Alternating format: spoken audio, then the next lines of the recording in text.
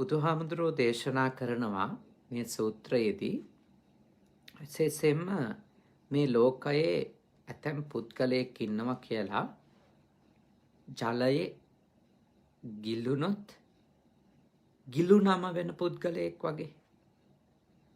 සමහර අය ඉන්නවා ජලයේ ගිලෙනවනේ. වතුරකට වැටිලා ගිලෙනවා ගිලුනම තමයි. එක සැරයක්වත් උඩ ඒමක් නැහැ.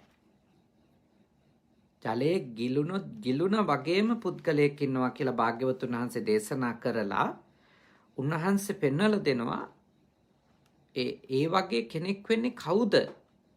මේ ශාසනය තුළ ඒ වගේ කෙනෙක් කියලා උපමා කරන්නේ කවුද කියලා.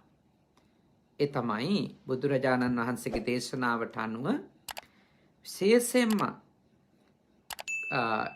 ඒකාන්තයෙන්ම කෘෂ්ණ වූ අකුශල ධර්මයෙන් සමන්වාගත පුද්ගලයෙක් නම් ඒකුවේ නියත මිත්‍යා දෘෂ්ටි ගති සහිත කෙනෙක් නම් අන්නේ මිත්‍යා දෘෂ්ටි ගති සහිත පුද්ගලයා මේ සසරේ ගිලුණු කෙනෙක් වෙනවා.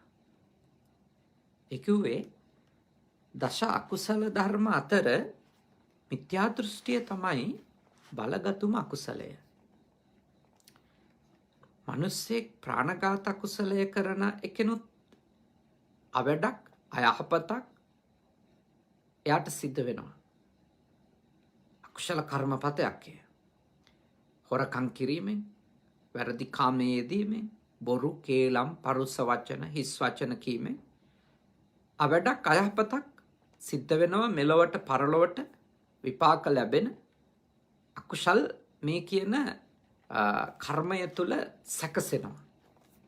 නමුත් බුදුරජාණන් වහන්සේ පෙන්වලා දෙනවා ඒ දස අකුසල ධර්ම අතර යම්කිසි කෙනෙක් දසවන අකුසල ධර්මයේ වන මිත්‍යා දෘෂ්ටියෙහි ගිලුනොත්, මිත්‍යා දෘෂ්ටියක ගිලිච්ච කෙනා කුසල් අකුසල් පිළිගන්නේ නැති කෙනෙක්. කුසලයේ අකුසලයෙහි විපාක පිළිගන්නේ නැති කෙනෙක් වෙනවා. මෙලොව පරලොව පිළිගන්නේ නැති කෙනෙක් වෙනවා. හොඳ නරක පිළිගන්නේ නැති කෙනෙක් වෙනවා. දුක පිළිබඳව, දුකට හේතුව පිළිබඳව, දුකින් නිදහස් වීම පිළිබඳව, දුකින් නිදහස් වෙන මාර්ගය පිළිබඳව ඒ තථාගතයන් වහන්සේ දේශනා කරපු ඒ උතුම් චතුරාර්ය සත්‍ය පිළිබඳව අවබෝධයක් නැති, දුක පිළිබඳව වෙනම අදහසක ඉන්න, දුකට හේතු පිළිබඳව තෘෂ්ණාව නොවන වෙනත් අදහස්වල ඉන්න කෙනෙකු බවට කෙනෙක් පත් වුණොතින් ලෞකික හෝ ලෝකෝත්තර සම්මාදිට්ඨියට අදාළ කිසිම ඥානයක් දියුණු කරගත්ත කෙනෙකු බවට පත් නුනොතින් අම්මා නැත, තාත්තා නැත, මෙලොව නැත, පරලොව නැත, හොඳ නරක නැත, කුසල් අකුසල් හෝ ඒවායේ විපාක නැත, සතර අපායක් නැත, මේ ආදී වශයෙන් මිත්‍යා දෘෂ්ටික සංකල්පවල, සිතුවිලිවල කවුරු හරි කෙනෙක් ගිලිලා හිටියොතින් අන්න එවැනි අයවලුන් මේ සසරෙම ගිලිච්ච අය වෙනවා. මේ සසරෙම ගිලිච්ච අය වෙනවා. මොකද කෙනෙක් තමන් කරන්නේ වැරද්දක් කියලා, අකුසලයක් කියලා, පාපයක් කියලා අවබෝධ කරගෙන ඉන්නවා. හැබැයි තවම යාට පාපයෙන්, අකුසලයෙන් වලකින්න තරම් ශක්තියක් නැතුව එය භාග්‍යවතුන් වහන්සේගේ ධර්මයට අනුව අයහපත් තත්වයක් වුණත් අර පව් නැත, පව්වල විපාක නැත කියලා හිතන මිත්‍යා දෘෂ්ටිය තරම් අයහපත් තත්වයක් නෙමෙයි. ප්‍රාණඝාත කරන මනුස්සයාට වඩා මේ සසරේ ගිලෙන්න ඉඩ තියෙන්නේ ප්‍රාණඝාතය වැරද්දක් නෙමෙයි කියලා පිළිගන්න මනුස්සයා බුදුදහමට අනුව. ප්‍රාණඝාත කිරීමෙහි විපාක නැහැ කියලා පිළිගන්න කෙනා එහෙම විශ්වාස කරන එහෙම අදහන කෙනා එයා තමයි මේ සසරේ ගිලුණු කෙනා වෙන්නේ. ගිලුණමයි වෙන්නේ. එයා ගොඩ ගන්න බෑ. ඒ කියන්නේ මිනිස්සු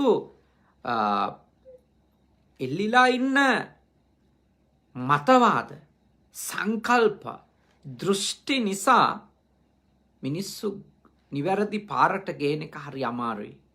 ප්‍රාණඝාත කරන මිනිස්සෙක් නිවැරදි පාරට ගේන්න බුදුවරයෙකුට පහසුවෙන් කළ හැකි දෙයක්. සොරකම් කරන කෙනෙකුට මඟ පෙන්වලා එයාව නිවැරදි පාරට ගන්න එක දුෂ්කර දෙයක් නෙමෙයි. වැරදිකාමයේ යෙදෙන හෝ වෙනත් අකුසල කර්මයක යෙදෙන කෙනෙකු නිවැරදි පාරට ගන්න පුළුවන්. එයා දැඩි මිත්‍යා දෘෂ්ටිවල එල්බිලා නැත්තම්. එයා දැඩි මිත්‍යා මතවල මුසපත් වෙලා නැත්තම්. මොකද මිනිස්සු කරන දේවල් සාධාරණීකරණය කරන්න න්‍යායාත්මකව ඒවා යහපත් සහ නිවැරදි කියලා ඔප්පු කරගන්න මට්ටමට තර්ක හදාගෙන ඒ තර්කවල මුසපත් වෙලා ඉන්න කෙනෙක්ව නිවැරදි පාරට ගන්න එක හරි දුෂ්කරයි. ඒකයි මේ ශාසනයේ එවැනි කෙනෙක් ගිලුනොත් ගිලුනමයි කියලා භාග්‍යවතුන් වහන්සේ පෙන්වලා තියෙනවා. ගිලුනොත් ගිලුනමයි යා. ඉතින් ඔබ තීරණය කරන්න ඕනේ. ඔබ මේ උතුම් ගෞතම බුද්ධ ශාසනයේ තියෙන කාලේ උප්පත්තිය ලැබුවා. වටින මනුෂ්‍යාත්මයක් ලැබුණා ඔබට. ගෞතම බුදුරජාණන් වහන්සේගේ සද්ධර්මයේ පණිවුඩය ඔබට අහන්ට ලැබෙමින් තිබෙනවා. ඒ ධර්ම මාර්ගය ඔබට මේ ලෝකෙදිම පුහුණු කරලා ප්‍රත්‍යක්ෂ ප්‍රතිඵල ඔබට අත්විඳින්නට පුළුවන්කම තිබෙනවා. සැනසීම, උතුම් නිවන, උතුම් සාමය, සුවපත් භාවය මේ සියල්ල ඔබට උන්වහන්සේ වදාළ මාර්ගය ප්‍රගුණ කර ගැනීමෙන් මේ ලෝක වශයෙන්ම දිට්ඨ ධම්ම වේදනීයවම සාන්දෘෂ්ටිකවම අත්විඳින්න පුළුවන්. එතකොට එවැනි උතුම් ධර්ම මාර්ගයක් පුහුණු කරගන්න අවස්ථාවක් ලැබුණු වෙලාවේ ඔබ මේ සසරේ ගිලිලා සසර නැමැති සයුරේ ගිලිලා ගිහිල්ලා ආයේ මතුවෙන්නවත් අවස්ථාවක් උඩට ඉල්පිලා එන්නවත් අවස්ථාවක් නැති කරගත්තු කෙනෙකු බවට ඔබ පත් වෙන්න එපා කියන එක පළමු කරුණ තුලදී මා යෝජනා කරනවා. ඔබ බුද්ධිමත්වයේ ගැන හිතන්න. ඔබ හොඳට එය තේරුම් ගන්නට වීරිය කරන්න. දෙවැනි කාරණේ තමයි භාග්‍යවතුන් වහන්සේ දේශනා කරනවා. අපි දැකලා තියෙනවා සමහර අය වතුරට වැටුනම එක සැරයක් උඩ ඇවිල්ලා ආයෙ යට යනවා. ආයෙ එන්නේ නැහැ. අපි කියන එක සැරයක් උඩ ආවනේ. අපරාධේ වෙලාවේ අල්ලගන්න බැරි වුණානේ කියලා. ඒ වෙලාවේ ගොඩට ඇද ගන්න කෙනෙක් නැති වුණානේ කියලා කියනවා සමහර අය. දියේ ගිලුණු ප්‍රවෘත්ති පිළිබඳව කතා කරද්දී එය දැක්ක අය කියන එක සැරයක් උඩට ආවා. එයා අත් දෙක දික් කරා. ඒ වුණාට ඉක්මනටම ගිලිලා ගියා කියලා. එතකොට භාග්‍යවතුන් වහන්සේ දේශනා කරනවා අන්න ඒ වගේ පුද්ගලයෙක් උපමා කරලා. ඒ වගේ පුද්ගලයෙක් උපමා කරලා භාග්‍යවතුන් වහන්සේ දේශනා කරනවා මේ ලෝකේ ඇතම් පුද්ගලයෙක් ඉන්නවා ශ්‍රද්ධාව මනා එකක් කියලා පිළිගන්නවා. ලැජ්ජාව, හිරි, ඔත්තප්ප, බය, වීර්ය, කුසල ධර්මයන්හි ප්‍රඥාව මනා එකක් කියලා පිළිගන්නවා. හැබැයි එයා ඒ ශ්‍රද්ධාවේ පිහිටන්නෙත් නැහැ. එයා ඒ ලැජ්ජාව, පවට ලැජ්ජාව දියුණු කරගන්නෙත් නැහැ. පවට බය දියුණු කරගන්නෙත් නැහැ. වීර්ය දියුණු කරගන්නෙත් නැහැ. ප්‍රඥාව දියුණු කරගන්නෙත් නැහැ. හොඳයි කියලා පිළි අරගෙන ඒවායේ පිහිටා සිටීමක් ඒ උතුම් වූ ධර්මයන්හි පුහුණුවක් උඩට යෑමක් තමන් තුළ වැඩීමක් එයා සිද්ධ කරගන්නේ නැති නිසා දන්නේම නැතුව අර පළවෙනි පුද්ගලයා වගේම එයත් පිරීලා යනවා. හොඳ බණ කියලා සමහර අය කියන්නේ නේද? හොඳ බණ ටික. හරි හොඳයි. හොඳට කරුණු කියලා දුන්නා. හැබැයි ඒ වෙලාවේ ශ්‍රද්ධාව ඇති වුණාට හරි හොඳයිනේ ශ්‍රද්ධාව. ඇත්ත තමයි හාමුදුරුවෝ කියපු එක, බුදුහාමුදුරුවෝ දේශනා කරපු එක හරිම වටින එකක්. පවට ලැජ්ජාව තියෙනව නම් කොච්චර හොඳද? මුළු ලෝකෙම පාලනය වෙනවනේ ඇත්තනේ. පවට බය තියෙනව නම් කොච්චර හොඳයිද? මේ මිනිස්සු පවට බය නැති හින්දානේ මේ ඔක්කොම ප්‍රශ්න. ඔහොම ශ්‍රද්ධාව ගැන, කුසල ධර්මයන්හි ශ්‍රද්ධාව ගැන, අකුසලයන්ට ලැජ්ජාව ඇති කර ගැනීම ගැන, බය ඇති කර ගැනීම ගැන, ඊළඟට වීර්ය ඇති කරගන්න, ප්‍රඥාව දියුණු කරගන්න, මේ උතුම් කාරණා ගැන යට එක සැරේටම පැහැදීමක් ඇති වෙනවා. හැබැයි කවදාවක්වත් එයා ඒ එක ධර්මයක්වත් තමන්ගේ ජීවිතේ ප්‍රගුණ කරගන්නේ නැහැ. එයත් මේ සසරේ ගිලුණු කෙනෙක් වෙනවා. හරියට එක සැරයක් උඩ ඇවිල්ලා ආපහු යට ගිහින් උඩට ඒ ගන්ට බැරි වෙන කෙනෙක් වගේ. එයා ගිලිලා යනවා. මේ සසර ගමනේදී මතක තියාගන්න අපි ඕනෑම කෙනෙක් අපි දන්නේම නැතුව මෙලෙස අනේ වටිනව නේද බුදුරජාණන් වහන්සේගේ ශාසනයේ තියෙන කාලේ ඉපදිච්ච එක එයාදී වශයෙන් කියලා අපි බොහොම සතුටටපත් වෙලා බුදුහාමුදුරුවෝ වදාළ ඒ උතුම් සද්ධර්මයේ එක අංශ මාත්‍රයක්වත් ප්‍රගුණ කරගන්නේ නැතුව අපි මිය ගියොතින් අපිත් හරියට මොන වගේද? එක සැරයක් වැටුණු වතුරේ උඩට ඉල්පිලා ඇවිල්ලා ආයෙත් ඒ වතුරෙම ගිලිලා ගියපු අසරණයෙක්ගේ තත්ත්වයටපත් වෙනවා. මා යෝජනා කරනවා මේ සසරේ ඔබ එහෙම අසරණ තත්ත්වයට ඇද වැටෙන විදියට, ඇද වැටෙන ආකාරයට කටයුතු කරන කෙනෙක් වෙන්න එපා. ඔබට කොච්චර අවස්ථාවන් ලැබිලා තියෙනවද උතුම් ශ්‍රී සද්ධර්මයේ ශ්‍රවණය කරන්න.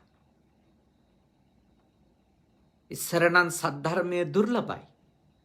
අපි පුංචි කාලෙත් තථාගතයන් වහන්සේගේ ධර්මය දේශනා කරන අවස්ථා, සාකච්ඡා කරන අවස්ථා හරි අඩුවෙන් තියෙන්නේ නෑ නෙමෙයි. අපි චූටි කාලෙත් පැලෑනේ නායක හමුදුරුවන්ගේ, මඩිහේ පඤ්ඤාසිය මහානායක හමුදුරුවන්ගේ, ආනන්ද මෛත්‍රිය මහානායක හමුදුරුවන්ගේ, ස්වාමීන්ද්‍රයාණන් වහන්සේගේ, ඒ ඇතුළු ගොඩක් පැරණි තලල්ලේ ධම්මානන්ද මහානායක හමුදුරුවන්ගේ දේශනා ගුවන් විදුලියෙන් අපි වරින් වර අහනවා. අපි කවුරුත් ශ්‍රවණය කරලා තියෙනවා එවැනි උතුම් දේශනා. හැබැයි ඒවා හරි අඩු පිරිසක් තමයි ශ්‍රවණය කළේ. ගමේ පන්සලේ ඉඳපු හාමුදුරුවෝ අපිට පන්සිල් දෙනවා, බුද්ධ වන්දනා කරවනවා, අපිට අවවාදයක් කරනවා.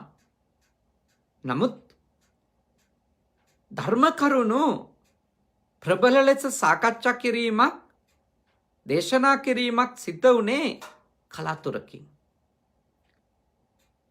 එනිසා ඒ කාලයේ තාම දුර්ලභයි. අද ශ්‍රී සද්ධර්මය බොහොම සුලභ වෙලා තියෙනවා. අර සුලභ වෙනකොට තියෙන අර්බුද ටිකක් තියෙනවා. සුලභ වෙනකොට සුලභ වෙන දේවල් වල හොඳ ඒවා වගේ ඉතාම යහපත් ඒවත් මතුවෙන වෙලාවල් තියෙනවනේ. ඕන එකක් ඕනවට වඩා වැඩිපුර ලැබෙනකොට එය මතුවෙනකොට ඇත්ත වගේ බොරුවත් සත්‍ය වගේ අසත්‍යත් මතුවෙන්න ඉඩක් තියෙනවා. ඒක ප්‍රශ්න තියෙනවා. ප්‍රශ්න නැත්තේ නෑනේ. බැබලෙනකොටම තමයි පිරිහෙන දේවලුත් වෙන්නේ. ඒක යථාර්ථයක් නේ. ඒක යථාර්ථයක්. ඒක මේ මහ පොළොවේ අපි දකින්න ඇත්තක්. කෙසේ වුණත් ඔබට බොහෝ ස්වාමීන්වහන්සේලා තථාගතයන් වහන්සේගේ දේශනාව මේ සමාජ මාධ්‍ය උපකාර කරගෙන, ජනමාධ්‍ය උපකාර කරගෙන, ඒ වගේම ගම්දනව් වලට වැඩම කරමින් සාකච්ඡා කරනවා, දේශනා කරනවා. ඔබත් එක්ක ඒ ධර්ම කරුණු හුවමාරු කරගන්නවා. බොහොම උතුම් තත්වයක් මේ යුගයේ තියෙනවා. එහින්දා මා ඔබට සිහිපත් කරන්නේ, ඔබ එක සැරයක් වතුරේ ඉල්පිලා ආයෙත් යට යන කෙනෙක් බවට පත් වෙන්න එපා. ශ්‍රද්ධාව පිළිබඳව, ලැජ්ජාව බය පිළිබඳව, වීර්ය පිළිබඳව, ප්‍රඥාව පිළිබඳව ඒ උතුම් සිතුවිලි යම්තන් ඇති වෙලා නැති වෙලා යන්න ඉඩ දෙන්න එපා. එහෙම වුණොත් ඔබට ලොකු පාඩුවක් ඔබ සිද්ධ කරගත්තා වෙනවා. ඔබට ලොකු අවැඩක් ඔබ සිද්ධ කරගත්තා වෙනවා. හින්දා ඔබ මේ ලැබිච්ච ශාසනයෙන් ප්‍රයෝජන ගන්න. ඔබට මෙහෙම හිතන ගොඩක් වෙලාවට ගොඩක් අයට හිතේ අයියෝ මේ ආමුදුරුලා කරන ඒවා දැක්කම අපිට බුද්ධ ධර්මෙත් එපා වෙනවා. පුදුම වැඩක් ඒක. එහෙම වෙන්න බෑ. ආමුදුරුලා කරන වැඩ දැක්කට බුද්ධ ධර්මේ එපා කරගන්න කිසි හේතුවක් නැහැ. මොකද භාග්‍යවතුන් වහන්සේගේ දහම පුහුණු වෙන අය විවිධයි. සමහර කෙනෙකුට භාග්‍යවතුන් වහන්සේ වදාළ ධර්මය, ඒ සීලාදී ගුණ, ඒ ප්‍රතිපදාවේ, ඒ මාර්ගයෙහි 100%ක්ම පුහුණු වෙන්න ශක්තිය තියෙනවා. සමහර කෙනෙකුට එය අඩකට වඩා ප්‍රගුණ කරගන්න ශක්තිය තියෙනවා. සමහර වෙලාවට සමහර කෙනෙකුට අඩක් විතර භාග්‍යවතුන් වහන්සේ වදාළ විදියට සිවුරු දැරුවත්, උපාසක උපාසිකාවල් ලෙස කටයුතු කළත් යම් කොටසක් පුහුණු කරගන්න පුළුවන් අය ඉන්නවා. මේ ලෝකෙ පුද්ගලයෝ විවිධයිනේ. බුදුහාමුදුරුවෝ ජීවමාන කාලෙවත් මහාන වෙච්ච සියලු ස්වාමීන් වහන්සේලා මගපලලාභියෝ උනේ නෑනේ. ඉතින් උන්වහන්සේට ඇත්තටම විනය ශික්ෂාපද පනවන්ට අවශ්‍යතාවයක්ම ආවේ නෑ මුල් අවුරුදු 20 නම්. මුල් අවුරුදු 20 දී අවවාද විතරයි. විනය ශික්ෂාපද භාග්‍යවතුන් වහන්සේගේ මුල් 20 වස තුලදී දකින්ට නෑ. 45 වසක් වැඩ හිටිය භාග්‍යවතුන් වහන්සේට උන්වහන්සේගේ ජීවිතයේ, බුද්ධ ජීවිතයේ දෙවැනි 20 වර්ෂයේදී තමයි භික්ෂුන් වහන්සේලාට ශික්ෂාපද පනවන්නේ. ඇයි? ඒ වෙනකොට නිවන අවබෝධ කරගන්නට අවශ්‍ය කුසලය මෝරපු පිරිස ඔක්කොම පැවිදි වෙලා, රහත් වෙලා, ඒ තත්ත්වයටපත් වෙලා හිටියා. ඊළඟට ඇතුල් වෙච්ච පිරිසට ඒ අයව හික්මවාගෙන, ඒ අයට ඒ පැවිදි ජීවිතය තුළ සාර්ථකත්වයට පත්වෙන්ට, ඒ ඇත්තෝ කරන වැරදිවලට, ඒගොල්ලොන්ගේ මතුවෙන දුර්ගුණවලට, අඩුපාඩුකම් වලට බුදුහාමුදුරුවන්ට ශික්ෂාපද පනවන්න උනා. පනවපු සමහර ශික්ෂාපද කාලයක් යනකොට වළංගු නැති වුණා. තවදුරටත් ඒක ඒ විදිහටම තියන්න බැරුව භාග්‍යවතුන් වහන්සේ මේ ශික්ෂාපද සංශෝධන කළා. වෙනස් කරලා පැනෙව්වා. එහෙම අවස්ථා තියෙනවා. ඒ කියන්නේ භාග්‍යවතුන් වහන්සේගේ සම්මුඛයේ පවා දුර්ගුණ සහිත ශ්‍රාවක ශ්‍රාවිකාවෝ පැවිදි පිරිස අතරත් ගිහි පිරිස අතරත් හිටියා. ඇත්ත තථාගතයන් වහන්සේගේ ශ්‍රාවක ශ්‍රාවිකාවෝ ගිහි පැවිදි දෙපාර්ශවය සැබවින්ම ධර්මානුධර්ම ප්‍රතිපත්තිවල නියැලෙනව නම් එය අප්පසන්නානංවා පසාදාය අපැහැදිච්ච අයත් පැහැදෙන්ට හේතුවක්. පසන්නානංවා බිහියෝ භාවාය පැහැදිච්ච අයගේ පැහැදීම තව ටිකක් වර්ධනය වෙන්ට හේතුවක්. ඒක තාම වටිනවා. එහෙම වුණත් හැම තිස්සෙම හැම ශ්‍රාවකයෙකුගෙන්ම අපේ සාරිපුත්ත මහරහතන් වහන්සේව දකින්ට මුගලන් මහරහතන් වහන්සේව දකින්ට අවස්ථාව අපිට ලැබෙන්නේ නැහැ.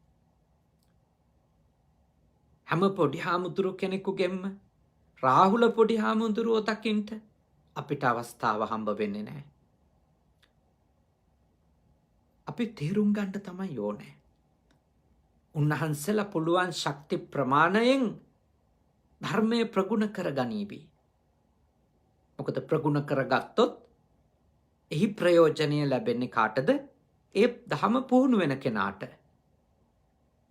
හාමුදුරු කෙනෙක් වේවා ගිහි භවතෙක් වේවා ධම පුහුණු කරගත්තොත් ඒ පුහුණුවේ ආනිසංසය ප්‍රතිඵලය ලැබෙන්නේ ඒ පුහුණු වෙච්ච කෙනාට.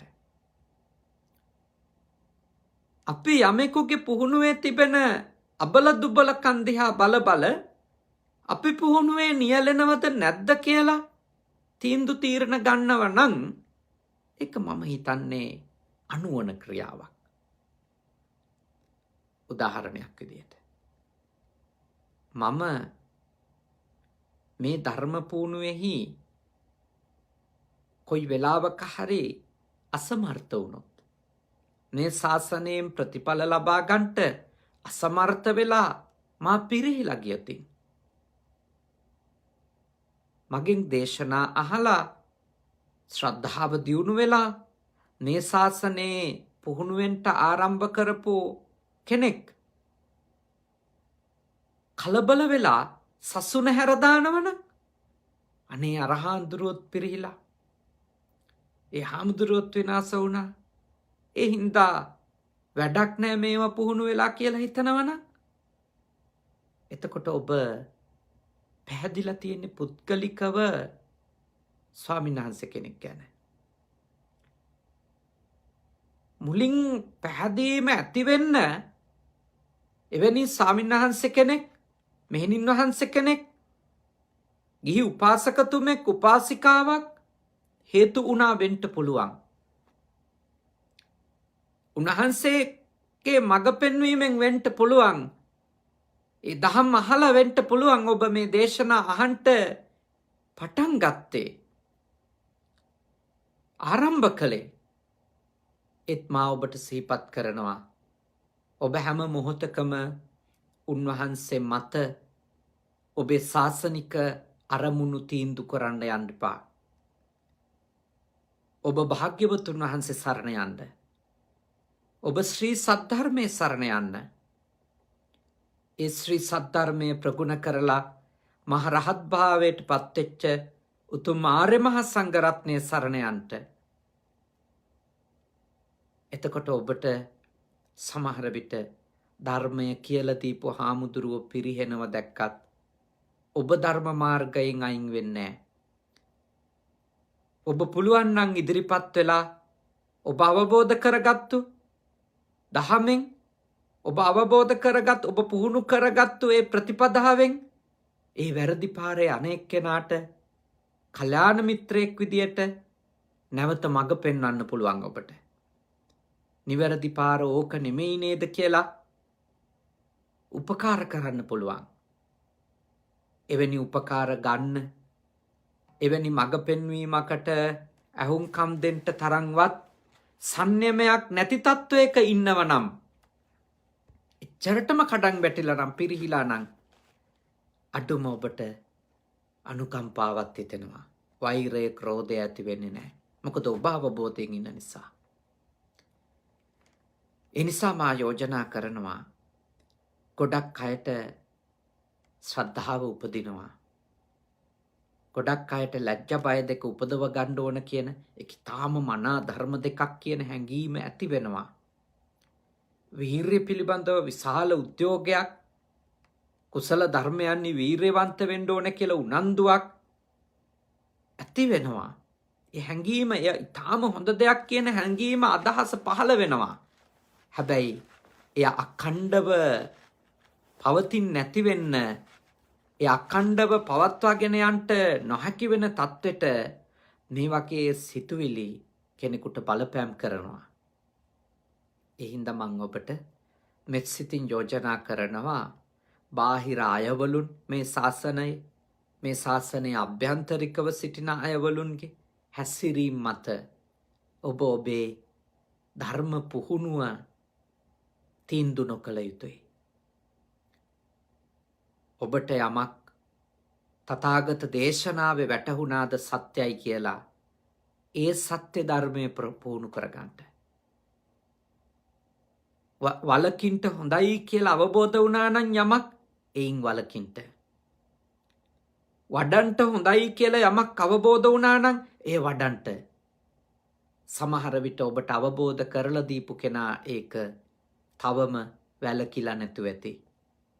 තවම වඩන්නේ පුහුණු වෙන්නේ නැතිව ඇති. ඒක ඒ ඇත්තගේ අවාසනාව. ඒක ඒ ඇත්තගේ තියෙන ඛේදවාචකයක්. ඒ ගැන අනුකම්පා කරන්න. ඒත් ඔබ ඔබේ ගමන යන්න. ඔබ ඔබේ ගමන යන්න. මාර්ගය නිර්වුල් නම්, ඒ තථාගත ධර්මය නිර්වුල්ව අවබෝධ වුණා නම්, ඔබ ඔබේ ගමන මොන හේතුවක් නිසාවත් බාල කරගත යුතු නැහැ. ඒ නිසා දෙවනි කාරණාව ඒ විදියට අවබෝධ කරගන්නට කියලා ඔබට මෙත් සිතින් යුක්තව යෝජනා කරනවා. තුන්වෙනි කාරණේ, තථාගතයන් වහන්සේ දේශනා කරනවා, මහණෙනි, සමහර පුද්ගලයෙක් ඉන්නවා අර කුශල ධර්මයන්හි පිහිටි ශ්‍රද්ධාව, මනාය, ලැජ්ජාව, ඔත්තප්පය, වීර්ය, ඒ වගේම ප්‍රඥාව එක මනාය කියලා අවබෝධ කරගෙන එයා එහි දැඩිව පිහිටා සිටිනවා. දැඩිව පිහිටා සිටිනවා. එයා එය පුහුණු කරගන්න පටන් ගන්නවා. එයා ඇති කරගත්තු ශ්‍රද්ධාව විනාශ කරගන්නේ නැති තත්ත්වයටපත් වෙනවා. ඇති කරගත්තු ලැජ්ජාව තුළ දිගටම එයා පුහුණු වෙනවා. පවට ලැජ්ජ වෙනවා අඛණ්ඩවම. පවට බය වෙනවා අඛණ්ඩවම. කුසලයේ සම්බන්ධව ඇති කරගත්තු වීර්යය කවුරු නිසාවත් වෙනස් කරගන්නේ නැතුව, බිරිඳ නිසා, සැමියා නිසා, අම්මා නිසා, තාත්තා නිසා, දරුවෝ නිසා, දෙමව්පියෝ නිසා, කවුරු නිසාවත් වෙනස් කරගන්නේ නැතුව ඒ ශ්‍රද්ධාවේ අඛණ්ඩව ගමන යනවා. සීලය තුල තව තවත් තහවුරු වෙනවා. හිරියොත්ප්ප තුල වීරිය සහ ප්‍රඥාවෙහි අඛණ්ඩව යම්කිසි කෙනෙක් දියුණු වෙනවා නම්, ඒ සිත ප්‍රගුණ කරනවා නම්, ඒ තථාගත දේශනාව අඛණ්ඩව පුහුණු වෙනවා නම්, එයා හරියට මොන වගේද? අර වතුරේ යටට ගිහිල්ලා උඩට ආපු වෙලාවේ ආයෙ ගිලෙන්නේ නැතුව ඉන්න කෙනා වගේ. මම යෝජනා කරනවා අන්න එතෙන්ටවත් එන්න බලන්න. ගිලුණා තමයි. හැබැයි ආයෙ උඩට ආවනේ. අපි මේ සසරේ කොච්චරනම් ගිලුණු, අතරමං වුණු, සසර මඩ ගොහරුවල කකුල් හිර වුණු, හින්දනේ අපි මේ නැවත නැවතත් උපදමින් ඉන්නේ.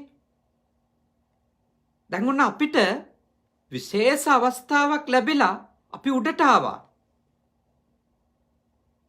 ඒ ඉල්පිච්ච වෙලාවේ අපට ශ්‍රද්ධාව ඇති වුණා. පවට ලැජ්ජාව ඇති වුණා. පවට බය ඇති වුණා. මේ සසර දුකින් නිදහස් වෙන්න ඕනි කියන වීරිය ඇති වුණා. දුකට හේතුව දුකින් නිදහස් වීම, දුකින් නිදහස් වෙන්න තියෙන උතුම් මාර්ගය පිළිබඳව ප්‍රඥාව අපිට ඇති වුණා. ඒ කියන්නේ පැහැදීමක් ඇති වුණා. අනේ භාග්‍යවතුන් වහන්සේ වදාළ මේ ක්‍රමය තුල නේද අපිට සැනසීම තියෙන්නේ කියන ඒ පැහැදීම අපිට ඇති වුණා. ඒ ඇති වුණු පැහැදීමේ අපි අඛණ්ඩව ඉන්නව නම් හරියට මොන වගේද? වතුරේ ගිලිච්ච කෙනෙක් උඩට ඇවිල්ලා උඩට ආපු වෙලාවේ ආයේ ගිලෙන්න දෙන්නේ නැතුව, ආයේ තමන්ගේ වතුර යටටම යන්න දෙන්නේ නැතුව උත්සාහයෙන් ඒ මතු පිටම රැඳෙනවා වගේ. ශ්‍රද්ධාව පිහිටන එක හරියට සීලයෙහි හිරියොත්ප්ප දෙකෙහි පිහිටන එක. ඊළඟට වීර්යයෙහි පිහිටන එකට එතෙන්ට අපි ආව කියන්නේ ලොකු ජයග්‍රහණයක්. අඩුම අපිට ඒ තත්වයටවත් ආවොත් ආයේ උපදින තැන ගැන පොඩ්ඩක් හරි බය අඩු කරගන්න පුළුවන්. එයයි අඛණ්ඩව සම්මා දිට්ඨිකයෙක් විදියට ඉන්නවා ශ්‍රද්ධාව දියුණු කරමින්. ඒ භාග්‍යවතුන් වහන්සේ වදාළ ඒ උතුම් දහම තුල පෙන්වන අකුසලයට ලැජ්ජාව ඇති වෙනවා අපේ හිත තුළ. අපි එයින් වළකිනවා. අකුසලයට අකුසල විපාකයට බය ඇති වෙනවා. අපි එයින් වළකිනවා. වැළකීලා අඛණ්ඩව අපි ඉන්නවා. ඒ අතරතුරේ අපි කුසලයේ දියුණු කරනවා. සතර සතිපට්ඨානයෙහි වීර්ය කරනවා. උතුම් චතුරාර්ය සත්‍ය අවබෝධ වන ඒ උතුම් වූ ප්‍රඥාව අප තුළ උපදවා ගන්නට ඕන කියන ඒ පැහැදීමෙන් අපි අඛණ්ඩව ඒ උතුම් සද්ධර්මයේ ශ්‍රවණය කරමින් යෝනිසෝ මනසිකාරයෙන් ඒ උතුම් සද්ධර්මයේ මෙනෙහි කරමින් ධර්මානුධර්ම ප්‍රතිපදාව තුළ නියැලෙමින් අපි කටයුතු කරනවා. එතෙන්දී අපිට අටුම ඒ වගේ උතුම් ප්‍රතිපදාවක ජීවත් වෙනකොට අපි මගඵලලාභියෙක් බවට පත්වෙන්න බැරි වුණත් පුංචි හරි අස්වැසිල්ලක් තියෙනවා. පුංචි හරි විශ්වාසයක් තියෙනවා. සසරේ අපි දුගතියකට වැටෙන එකක් නැහැ. අඩුම උපදින භවයක සත්පුරුෂයෝ ඉන්න තැනක උපදී. කල්යාණ මිත්‍රයෙක් ඉන්න තැනක උපදී. සසර ගමනෙන් නිදහස් වෙන්න මඟ පෙන්වන කෙනෙක් ඉන්න තැනක අපි උපදී කියන විශ්වාසයවත් ඇතුව අපිට ජීවත් වෙන්න පුළුවන් පින්වතුනි. ඒකයි ඔබට මෙත් සිතින් යෝජනා කරන්නේ අඩුම ඒ වතුරට උපමා කරලා වදාළ පළවෙනි පුද්ගලයා බවට නම් පත් වෙන්නම එපා. දෙවෙනි පුද්ගලයා වගේ අර පොඩ්ඩක් උඩට ඇවිල්ලා ආයෙත් ගිලිලා යන කෙනා වගේ වෙන්නත් එපා. යටත් පිරිසෙන් ආරම්භක පියවරක් ලෙස භාග්‍යවතුන් වහන්සේ දේශනා කරනවා උඩට ආපු වෙලාවේ ආපහු ගිලෙන්නේ නැතුව ඉන්න. ශ්‍රද්ධාව මනාය කියලා පැහැදුණු වෙලාවේ, හිරියොත්ප්ප මනා කියලා පැහැදුණු වෙලාවේ එහි අඛණ්ඩව ඉන්න කෙනෙක් වෙන්න. පිහිටපු කෙනෙක් වෙන්න. ඒ තුල වැඩෙන කෙනෙක් වෙන්න. ඒ තුල තහවුරු වුණු කෙනෙක් වෙන්න. ඒ තුල ස්ථාවර වෙච්ච කෙනෙකු බවට පත් වෙන්න. ඒ තමයි භාග්‍යවතුන් වහන්සේ අපට යෝජනා කරන තුන්වෙනි පියවර. ජලය සහ මනුෂ්‍යයා උපමා කරමින් හතරවෙනි පියවර භාග්‍යවතුන් වහන්සේ දේශනා කරනවා සමහර පුද්ගලයෙක් ඉන්නවා වතුරෙන් ගිලුණු කෙනා උඩට ඇවිල්ලා තුන්වෙනි කෙනා පිහිටා සිටිනවනේ. හතරවෙනි කෙනා ඔබම ඔබ බලනවා. තව ටිකක් ඈත මෑත කොහොමද මම එක් ගොඩටම යන්නේ කියලා බලන්නේ. තියේද අත්තක්කත් එල්ලෙන්න. තියේද ඉවුරක් කොයි හරියෙන්ද ගොඩට යන්න පුළුවන්. එහෙම ඈත මෑත බලනවා.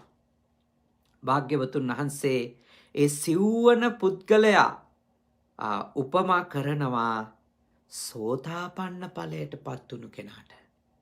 සෝතාපන්න ඵලයට පත්වුණු කෙනාට. එයත් මේ උතුම් ධර්මයන්හි පිහිටලා සංයෝජන 3ක් දුරු කරනවා.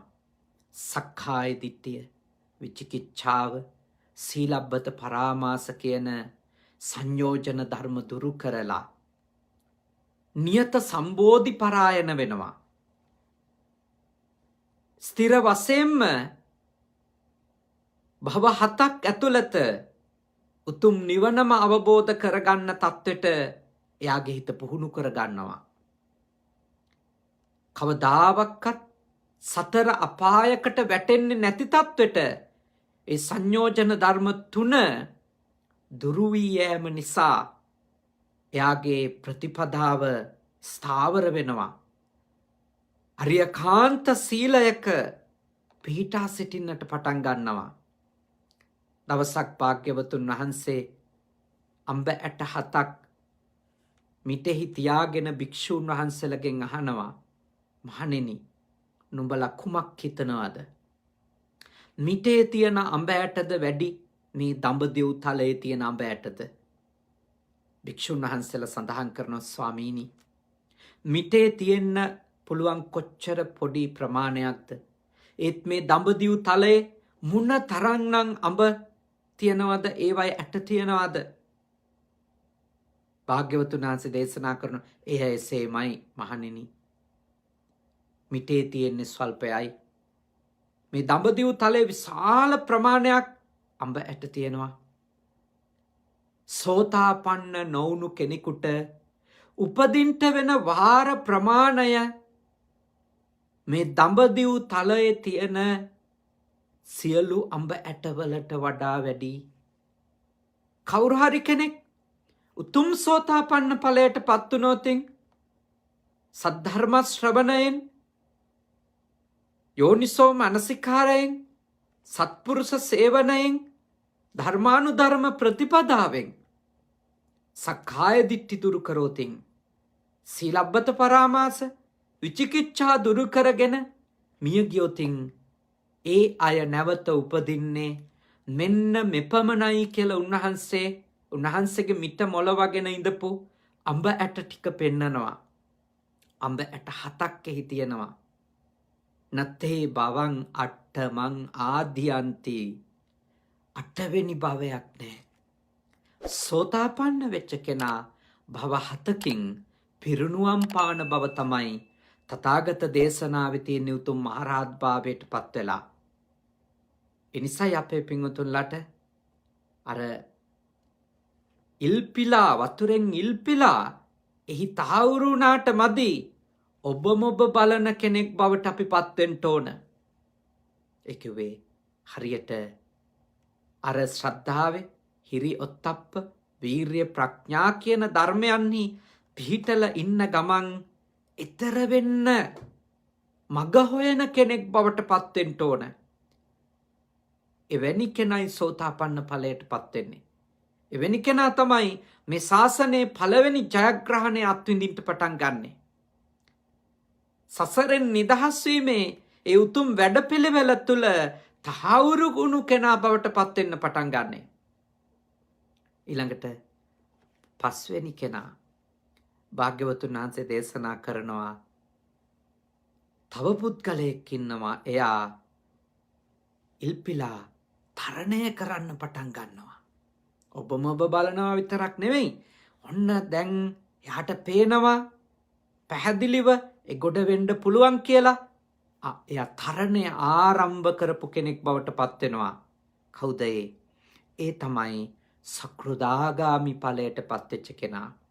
සකෘදාගාමි ඵලයට පත්වෙච්ච කෙනා භාග්‍යවතුන් වහන්සේ දේශනා කරනවා ශ්‍රද්ධා හිරියොත්තප්ප විරිය පඤ්ඤා කියන ධර්මයන් ප්‍රගුණ කරගන්න එය වැඩි දියුණු කරගනු ලබන ඒ උත්තමයා ආයේ මේ ලෝකෙට උපදින්නේ එක අවස්ථාවයි කියලා. සකෘදාගාමී වෙච්ච කෙනෙක් ආයේ මේ ලෝකෙ උපදින්නේ එක අවස්ථාවයි. අවස්ථා 7යි සෝතාපන්න ඵලයට පත්වෙච්ච කෙනෙක්. එක භවයක උප්පත්තිය ලබනවා ආයෙත් සකෘදාගාමි ඵලයට පත්වෙච්ච කෙනෙක්. එයා තරණය කිරීම ආරම්භපු කෙනා. ගඟෙන් එතර වීම, සැඩ පහරෙන් එතර වීම ආරම්භ කරපු කෙනා වගේ කියලා උන්වහන්සේ උපමා කරනවා. බලන්න කොච්චර අසිරිමත් මඟ පෙන්වීමක්ද. මේ ඔක්කොම දේවල් වතුර උපමා කරගෙන දේශනා කරන්නේ. වතුරට වැටුණු මිනිස්සෙකුගේ හැසිරීම උපමා කරගෙන දේශනා කරන්නේ භාග්‍යවතුන් වහන්සේ. ඔබේ අවබෝධය පහසු කරගන්නට, මගේ අවබෝධය පහසු කරගන්නට, පුළුල් කරගන්නට, අවබෝධය වැඩි දියුණු කරගන්නටයි මේ ලස්සන උපමා වලින් තථාගතයන් වහන්සේ අපට මේ උතුම් මඟ පෙන්වීම සිද්ධ කරන්නේ. 6 වෙනි පුද්ගලයා කවුද? 6 වෙනි පුද්ගලයා ඒ තමයි ඒ ඉල්පිච් එකේ ඉෂ්ට ප්‍රාප්තියටම උඩට ආපු අවස්ථාවේ හොඳම ප්‍රයෝජනය ලබාගත්තු කෙනා. ඒ තමයි ආයේ මේ ලෝකේ උපදින්න කරුණු නැති කරගත්තු අනාගාමී ඵලයට පත්වෙච්ච කෙනා. නැවත මේ භව ගමනට එකතු නොවන තත්ත්වයට පත්වෙච්ච කෙනා. අනාගාමී ඵලයට පත්වෙච්ච කෙනා නැවත මේ භව ගමනේ උපදින්නේ නැහැ. නැවත මේ භව ගමනේ උපදින්නේ නැහැ. හරියට අර ඉල්පිලා ඒ ගමන ගිහිල්ලා ඒ ඉෂ්ට ප්‍රාප්තියටම ඒ තරණයේ උපරිමයට ගමන් කරපු කෙනා වගේ.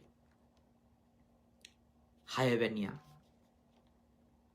7 වෙනි උපමා කරනව තථාගතයන් වහන්සේ හරියට මොන වගේද?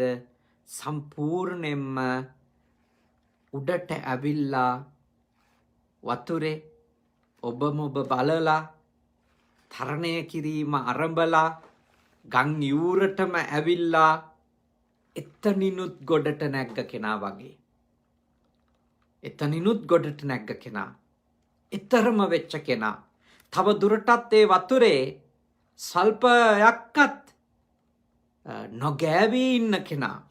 ඒ තමයි ඒ උතුම් ප්‍රඥාව දියුණු කරපු සියලුම සංයෝජන ධර්ම දුරු කරපු ඒ උතුම් මහරහතන් වහන්සේ. පාහිත පාපී බ්‍රාහ්මණ කියලා ඒ මහරහතන් වහන්සේට භාග්‍යවතුන් වහන්සේ බ්‍රාහ්මණ කියන නම පාවිච්චි කරන්නේ. බුදුදහමෙත් බ්‍රාහ්මණ කියන නම පාවිච්චි කරලා තියෙනවා. බාහිත පාප ධම්මෝසෝ බ්‍රාහ්මනෝ. පව් දුරු කරපු කෙනා, කෙලස් සම්පූර්ණයෙන් දුරු කරපු කෙනාට තමයි තථාගත ශාසනයේ බ්‍රාහ්මණ කියන වචනේ පාවිච්චි කරලා තියෙන්නේ. බ්‍රාහ්මණ කියන වචනේ තථාගත ශාසනයේ තව අර්ථ වලින් පාවිච්චි කරලා තියෙනවා. ප්‍රබල අර්ථයක් තමයි බාහිත පාප ධම්මෝසෝ බ්‍රාහ්මනෝ. කවුද බ්‍රාහ්මණ කියන්නේ? මහා බ්‍රහ්මයාගේ කටින් ඉපදිච්ච අය නෙමෙයි. පව් බැහැර කළ අය, කෙලස් දුරු කරපු අය.